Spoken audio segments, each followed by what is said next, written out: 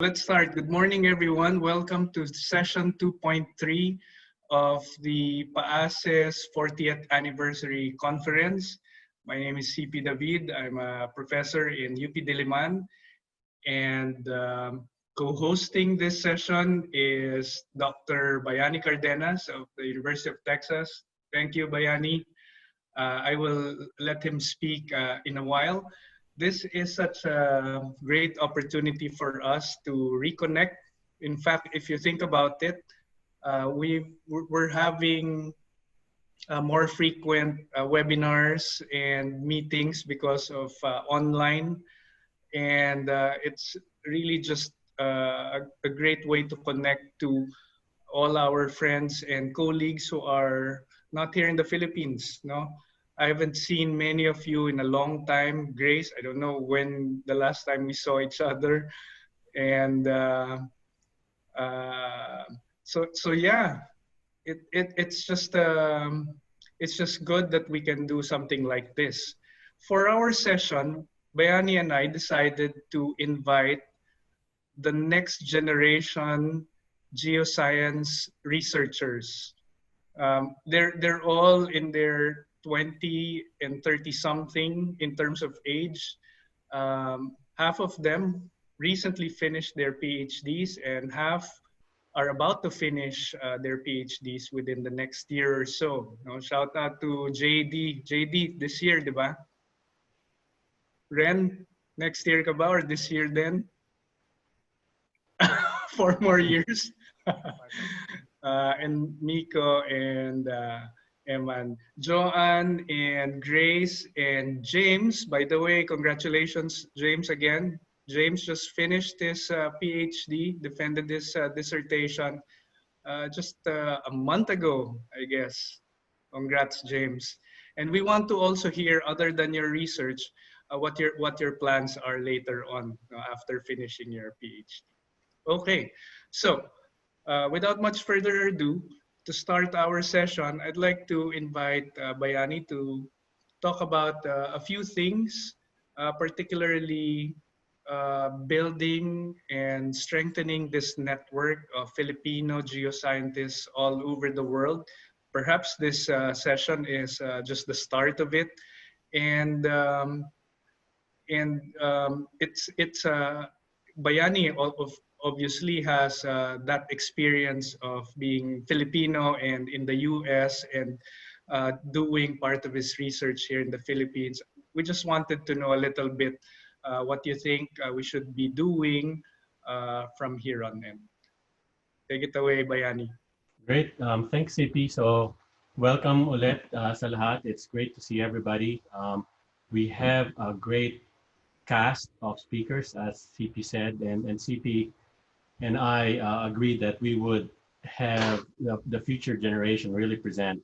So just a few words of advice, I guess, not just to the speakers, but everybody in the room. As CP said, I'm based in the States. I actually am not in my 30s, and I'm not in my 60s either, even though I have a lot of gray hair. So it's been 20 years, 21 years, believe it or not, since I graduated from NIGS and went to the States, pursued my PhD, and ended up staying here because of opportunities. But one thing I want to point out is, even though I've been able to work in many places with many different scientists, from very advanced economies to actually economies that are poorer than the Philippines, the most rewarding has always been when I get to work in the Philippines. It has a different set of challenges, but the rewards are really unmatched. And one thing I want people to remember as you listen to all the great science this morning or this evening or during the wee hours of the morning in Europe is the geosciences in particular, right? The world is our oyster. You can't really look at boundaries in discipline, boundaries in geography. All the most important questions that are open right now require us to work across boundaries, which is the nice thing about PAASE and what's going on right now is we're really strengthening connections. So just keep that in mind. I've found that in the most exciting science I've done, I've had to really reach my hand out. And I think it's an important lesson for geoscientists in the Philippines. It is the age of open exchange of ideas, exchange of data, exchange of time.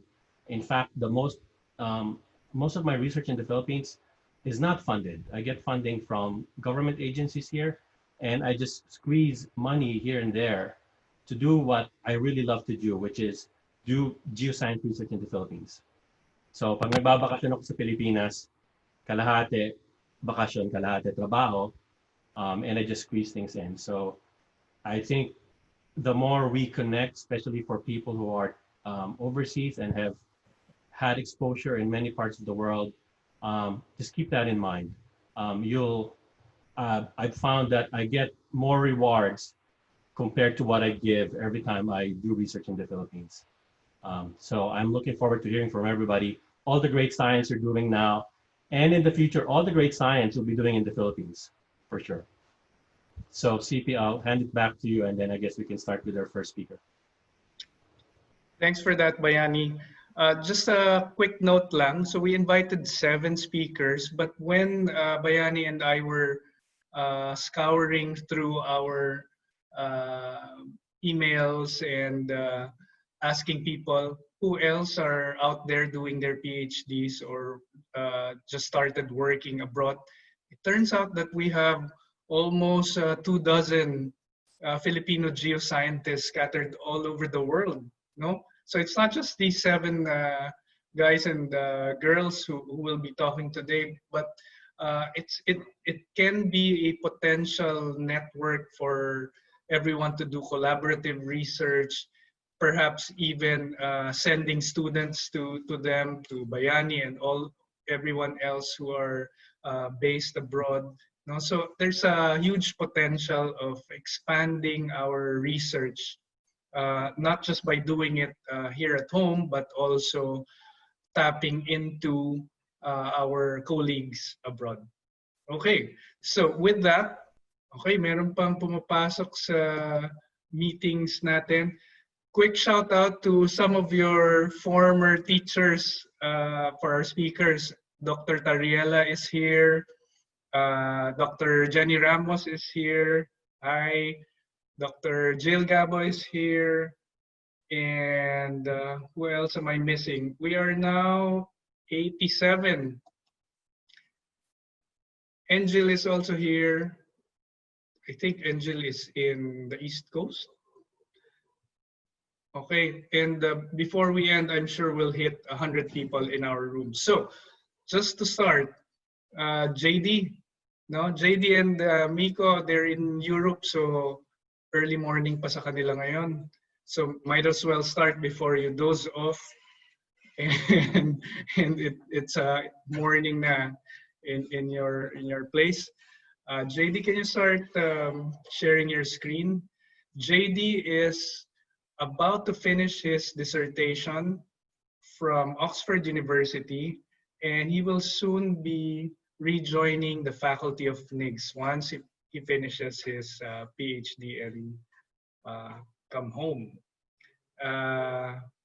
Siguro I'll stop there, and if you want to ask a few more things about JD, we can do that during our Q&A. So, without much further ado, let's hear from JD Dianala.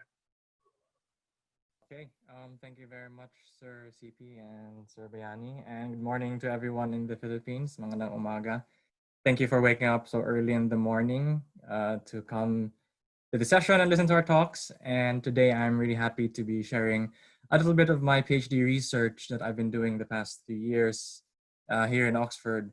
And my work has been supported through the CHED and the British Council's Newton PhD program, which is a program which sends Filipino academics to study in the UK. And I'll be talking about my work on studying earthquakes on the Philippine Fault, particularly in Leyte. So most of us here in the room probably are really familiar with the significant impact that earthquakes pose to the socioeconomic development in communities or in the regions that these earthquakes happen. And this has really been a strong motivation for me to continue doing this kind of research, as I did it in my master's and now my PhD. And I've been interested in pursuing key questions which allow us to help us understand earthquakes more. So these are some photos, mostly from PHIVOX, the photos on the top, and a photo that I took myself when I went to the field more than a year later, after the July 2017 earthquake in Leyte, which is the subject of my PhD. And for this talk, the key takeaways really, as well as for my PhD, is trying to understand why, where, and how often earthquakes happen, as we sometimes say, the big one. So I'm willing to bet that if I asked you to think of a fault line, you probably would think of the San Andreas Fault, maybe because it's the most studied fault in the whole world. Or if you're in Metro Manila, you would also think of the West Marikina Valley Fault, because it cuts through Metro Manila and it's been the talk of the town for a long time. Now for the whole Philippines, for millions of years, tectonic forces have fractured the Earth's rocky crust and the series of these fractures from the south here in Mindanao, all the way up to the north in Luzon, form what we now call the Philippine Fault. As the Philippine Sea Plate here to the east of the archipelago continues to move towards the Eurasian Plate at a rate which is twice the speed of your fingernails' growth, some of that stress gets concentrated in these faults in the Philippine Fault, which then release the stress in the form of earthquakes. One of the more famous or popular earthquakes in the Philippine Fault is a magnitude 7.7 earthquake in Luzon, which happened in 1990, some 30 years and 7 days ago. Now, the most recent significant earthquake was the earthquake in Leyte in July 2017, over here. And this was an unexpected event for most people, which I will explain a little bit why. Now, just to go back a little bit to the basics, what exactly is the earthquake cycle? So imagine if you built a road across an active fault, like the Philippine Fault, the movement of the plates in the opposite directions will cause the road to gradually deform over tens, hundreds, or thousands of years. But these two plates are stuck or locked together at the fault due to friction, and the stress is accumulated over time. We call this time the interseismic. And similar to how, like when you pull a piece of rubber band apart, when the stress is too much, the fault will snap and release the stress stored in the form of an earthquake. We call this the coseismic. The tens of seconds or minutes of that all the stress accumulated over many, many years is radiated as seismic waves, causing the ground to shake. Now, this process can go on several millennia and will continue to go on as long as the tectonic plates continue shifting. The schematic at the bottom over here highlights the cyclicity of this process, wherein every time the stress on a fault reaches the breaking point, the dashed orange line, it will fail in an earthquake and then start building up the stress again. However, unlike the locked faults, which stay stuck in the upper portion of the Earth's crust, there are faults that creep from the bottom up to the surface. The standard view is that many, if not most, terrestrial faults creep mostly at just the lower crust, at depths below 15 or 20 kilometers. But what we call creeping faults, the ones here on the left, creep across the whole crust from the lower to the upper crust. This usually just boils down to factors that lead to really low friction on the shallow portions of the fault, with no stress getting accumulated on the creeping faults. Hence, they are unlikely to produce large earthquakes. At the start of my PhD in early 2017, the general understanding in the geological community, especially in the Philippines, is that the Philippine Fault creeps in the island of Leyte. So this is a zoom in of a map in Leyte. The Philippine Fault is the red line. And the idea of the fault in Leyte is creeping is from GPS surveys done in the 90s.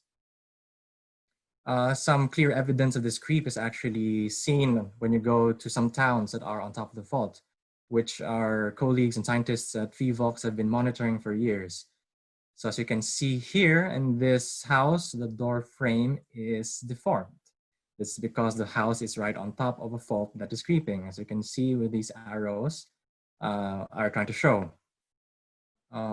Based on the locals' accounts, the deformation of the concrete structures in these areas are just happen, even if there's no significant earthquake. So it's definitely aseismic deformation that's happening. But then in July 2017, this earthquake in the middle of Leyte happened on the Philippine Fault. So this raises the question, what exactly is happening in Leyte? And is the fault indeed creeping, as earlier workers have suggested, or something more complicated going on? To answer that question, we turn to instruments in space. Now, in the last 30 years, the science of earthquakes has been developing rapidly with the use of radar on satellites to measure tectonic deformation on the Earth's surface. Similar to radar on like the planes or ships, radar satellites emit a signal that gets reflected once it hits the surface of the Earth. By taking acquisitions before and after the ground moves, like in an earthquake, you can measure the change in the distance between the satellite and the ground through what we call interferometry, which is basically like taking the difference between the distance traveled by the radio waves from the phase difference that you measure here. One big advantage of satellite radar is that it acquires data in wide swaths that cover large areas. As you can see in this diagram on the left, and even if the ground is just moving slowly, gradually over time, you can still quantify that movement if you combine measurements from multiple acquisitions over a year or several years. And this is exactly what we've done in Leyte to study the Philippine Fault. With 4 years of data, we have mapped the ground deformation for most of Leyte Island, shown in the map here on the left, which we are then able to use to model the slip on the fault, as you can see on the right. It's noticeable on the map here that right on the fault is the red line. You can see the contrast in the colors on the left and the right side of the fault, and this is an indication of shallow creep. The darker colors in the model on the right indicate faster creep on the fault, and the lighter colors, which are approaching white, show patches on the fault which are locked and hence storing stress in the interseismic. The hypocenter, or the location of the 2017 earthquake in Leyte, is shown by the star. And it's easy to see how the relationship between the location of the earthquake and the locked patches, the white patches here in the middle. Now, we also, of course, modeled the slip on the fault from the co-seismic using satellites. So on the left is an example of deformation map from the Sentinel-1 satellite of the European Space Agency. And you can see the blue and the red areas across the Philippine Fault. They show opposite directions of movement during the earthquake, which, just like how this building in Tongonan got cut in half, essentially, which is where that B is shown. The figure on the bottom right is the model of the co-seismic slip with the same patch sizes as the interseismic model. Now, the patches that slipped more in the earthquake are here in darker red-brown, and it's fairly easy to see that the rupture here pretty much happened on the patches that were locked in the interseismic. The way that they consistently match tells us that it's reasonable to think that the Tongonan section of the fault may host earthquakes again in the future. The beauty with these kinds of models is that we can also answer how often we should expect earthquakes to happen. The co-seismic model allows us to quantify the stress released by the earthquake, while the interseismic model gives us an idea of how long that stress is accumulated between earthquakes. From our models, we end up estimating a return period of around 22 to 79 years for earthquakes with a similar magnitude as the 2017 event, so 6.5 or similar. The range is a bit high because we try to account for uncertainties in the data and we do our modeling. And we actually have a probability distribution as shown in the histogram on the bottom right. But I think what's really interesting is that with the estimate is work done by one of my co-authors in Japan suggests that there was a magnitude 6.9 earthquake in 1947, which has an epicenter in Leyte and has a very similar seismogram as to the July 2017 event. This is based on comparing seismograms that they have from stations in Japan and in the US. Now, if 2017 minus 1947 is 70 years, which is within the estimates that we've made for the earthquake return period. So in summary, we have some good evidence to show that earthquake generating capability of the Philippine Fault in Leyte, especially in this locked section in Tonganan, which could be the site of recurring magnitude 6.5 earthquakes. This is similar to what we know of the creeping section of the San Andreas Fault in California, actually, which is the creeping section of which is found somewhere in between San Francisco and Los Angeles, or in the Parkfield area, where the blue areas in this model here at the bottom right are the ends of known big earthquakes, like the 1906 San Francisco earthquake rupture ended over here, and another big earthquake to the south over here. And there's some locked blue patches here in the middle, which could be the site of earthquakes. And this section here in Parkfield is also a site of repeating magnitude 6.5 earthquake. And of course, we really have just scratched the surface from this work, as obviously faults have a lot more complexity in reality, as you can see in this diagram at the bottom, where the strength of the fault can vary over time, and how the fault moves also has temporal variations. But I think that even with our relatively simple models, we have been able to address some of our key questions as to why, where, and how often earthquakes happen. And I think if we talking about combining expertise across boundaries and across countries, I think it's a high time that we try to put together the wealth of information and expertise in the Philippines and tie that with technological innovations so that we can make use of our local talents to help push the boundaries of earthquake science. And that is all, and thank you very much for listening. Great, thank you, JD. By the way, also in our Zoom conference, I forgot to mention is JD's advisor, Dr. Aurelio, our director, is also in the room. Hi, Mario. I thought I saw Mahar, Dr. Lagmay, and who else is here? Hello, CP. Hi. And Good morning. Morning. May tanong ka ba kay JD? Mamaya na lang. Mamaya pa yung questions po, di ba? Special si Mario dahil advisor mo. Ako rin may mga tanong ako about creep, and because it's not a rupture, not considered rupture, di ba, JD? It's not. Well, it's not an earthquake rupture, pero may displacement pa rin. Okay. So we'll reserve our questions, JD, but thank you for your presentation.